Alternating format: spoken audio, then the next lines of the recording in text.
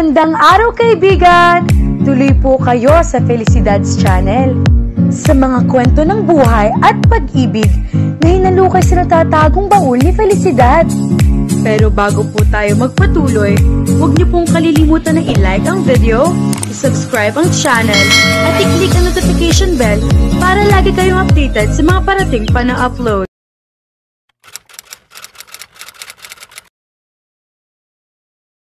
Kanina pa pinapanood ni Monique sina Ira at Clyde na nasa bridge ng yate. Nakasandal sa railing ang pinsan niya. Parang modelo na nagpo-pose at panay ang paghaplos sa buhok nito nilalaro ng hangin. In fairness, pang modelo talaga ang ganda at tindig ng kanyang pinsan. Clyde seemed fascinated by her cousin. Kahit naka-sunglasses ang lalaki, ay nahihinuhan niya nakatingin ito sa pinsan niya. Siguro nga ay halos hindi na ito kumukurap. Who could blame him? Humalakip-kip siya. Ramdam niya ang pagka-out of place niya. Iyon ang napala niya sa pagpupumilit na sumama sa lakad na mas bagay lang sa dalawang tao.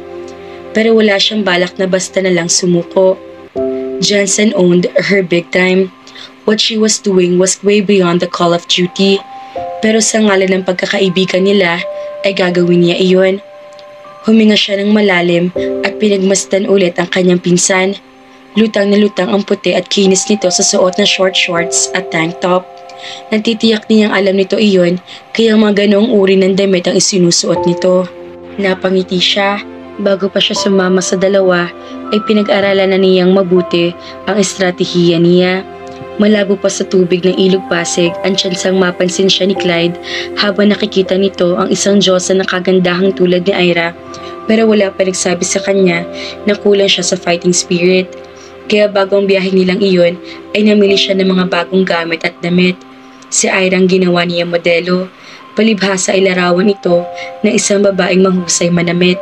Pati nga klase, brand at kulay ng makeup nito ay inalam niya at pinagbibili rin. Naglalayag sila ng mga sandaling iyon sa Manila Bay. Kaaalis pa lang nila para pumunta sa isang isla na hindi na nila maalala ang pangalan. Sa daungan na sila nagkita-kita. Naka-denim jeans si Ira na pumunta sila roon, pero paglulo nito sa yate ay nagtungo ito sa cabin at nagpalit ng damit.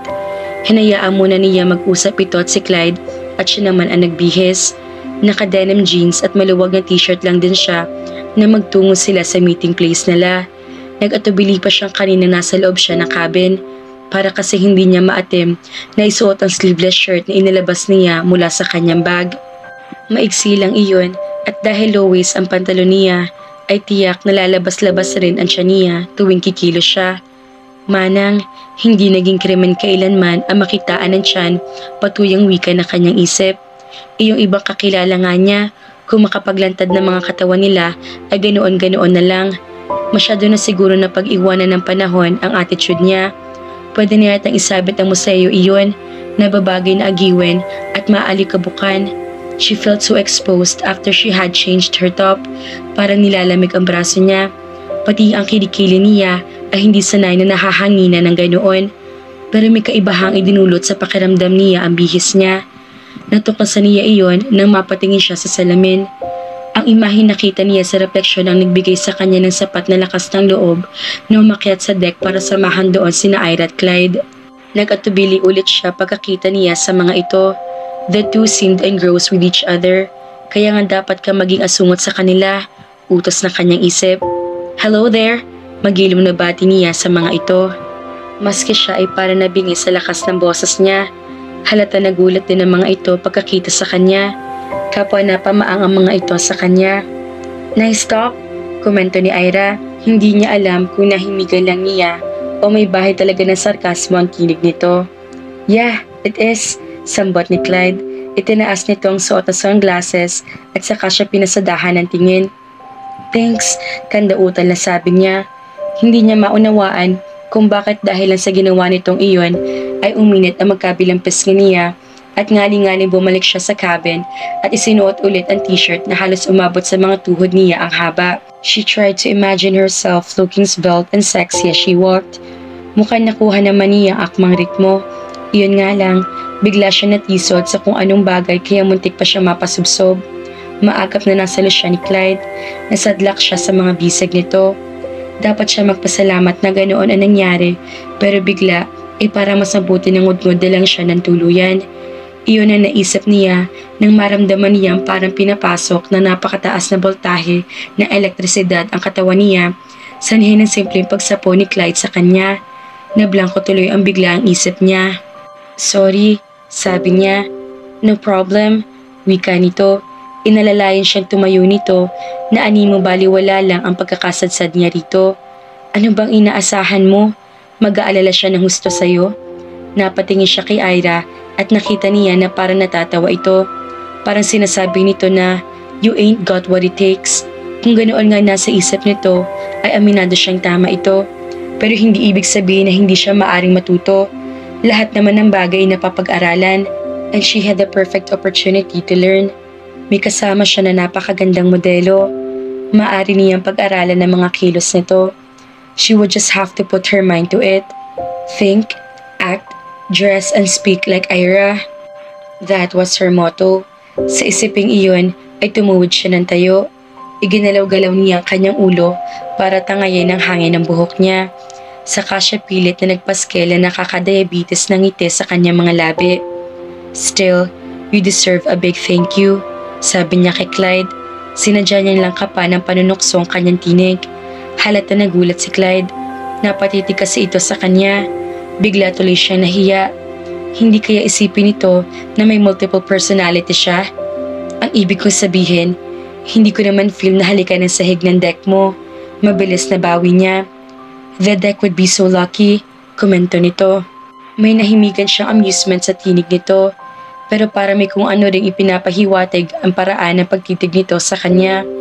She suddenly felt so warm, para bang nalibad siya ng matagal sa ilalim ng matingkad na sikat ng araw. Hehe, parang tangang tugon na lang niya. Nang tignan niya si Ira, ay mukhang handa na itong gumulong sa kakatawa. Iningusan niya ito. "What's that for?" tanong ni Clyde.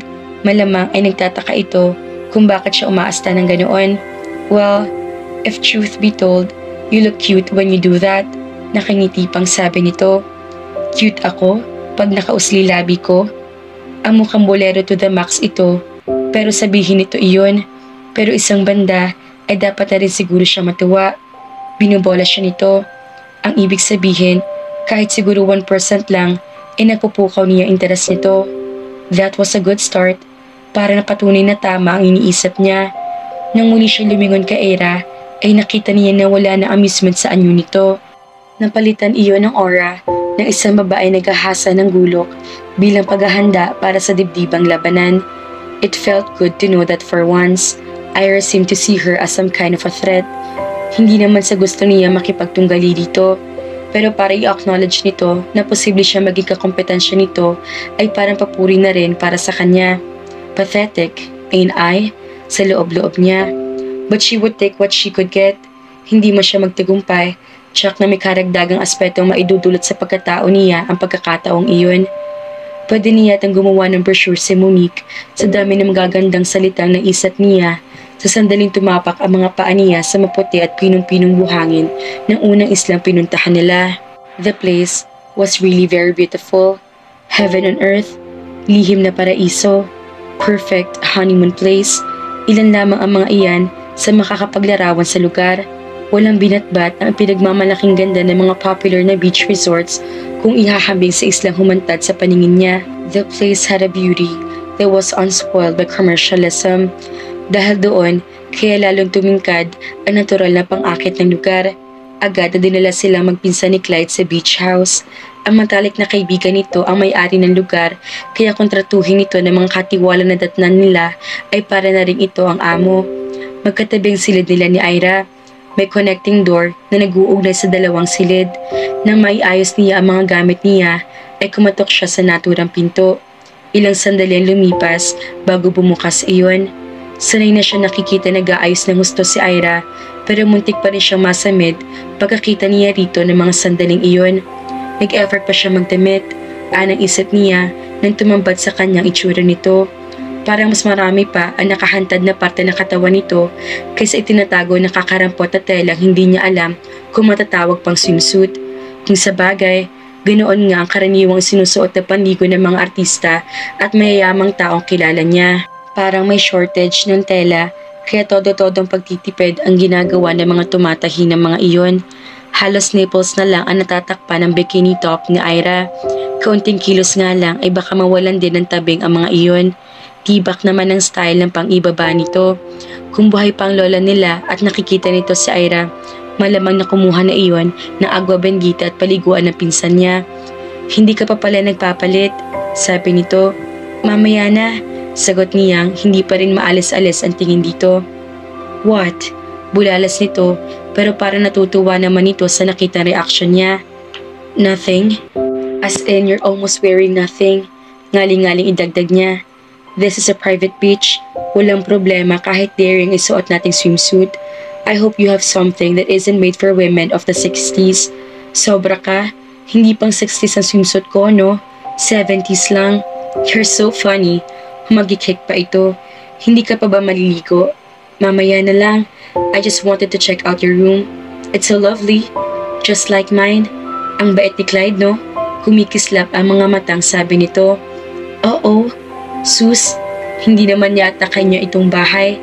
Masabait ang may-ari dahil ipinapagamit ito sa kanya anumang oras na gustuhin niya. Aniya bilang paninira sa ilusyong tingin niya ay nabubuo na sa pinsan niya. Whatever, umingos pa ito. So I'll be going? Saad nito. Sure, magbibihis na rin ako. Bumalik na siya sa kanyang kwarto. Kung mayroon lang dalang puting tela si Monique, ay kanina pa siguro niya iwinagayway iyon bilang tanda ng pagsuko. Nasa baybayin sila at pakiramdam niya ay bigla siya naging invisible. Kung sa bagay, paano pa ba mapapansin ni Clyde na may ibang tao sa paligid kung ang mga mata nito ay nakatuon lang kay Ira? Her cousin had not only a lovely face but a gorgeous figure as well. Masisisi ba niya si Clyde kung hindi nito maalis-alis ang tingin sa pinsan niya? Tuloy, kahit masasabing hindi siya pangit, kung ihahambing kay Ira ay masasabi ng mga walang pusong tao nang wala siyang binatbat sa kanyang pinsan. Tatanggap kayo ng pagkatalo ng ganoon-ganoon na lang? Sinulyapan ulit niya ang dalawa. Panay ang paghaharutan ng mga ito. Sa bawat pagkilos ni Ira ay nangangamba siya na biglang lumabas ang kahit alin ang mga dapat na pinakatago-tago nito. Ngaling-ngaling sakloban nga niya ng tuwalya ito. Pero kung mismong ito ay walang kiber sa bagay na iyon, bakit kailangan mataranta siya? Ang dapat niya atupagin ay kung paano niya makukuha kahit kaunti ang pansin ni Clyde. Dahil kung hindi niya magagawa iyon, ay wala na talaga mangyayari sa misyon niya. She would have failed after she had barely begun. Liyad ang dibdib, pinaseksi niya ng hustong paglalakad. Para sa gaya niyang likas na mabilis at bruskong paghakbang ay hindi magaling iyon. She felt like a fraud. Pakiramdam niya ay halatang halata ni Clyde ang pagpapanggap niya. Ilang beses din siyang muntik na matalisod kahit wala naman nakakatisod sa nilalakaran niya. Kahirap naman ang ginagawa ni Monique, mga ka-felicidad. Kahit nagmumukha na siyang tanga, pilit pa rin niya kinukuha ang atensyon ni Clyde. Mapalayo lamang kay Ira. Kaya naman, abangan!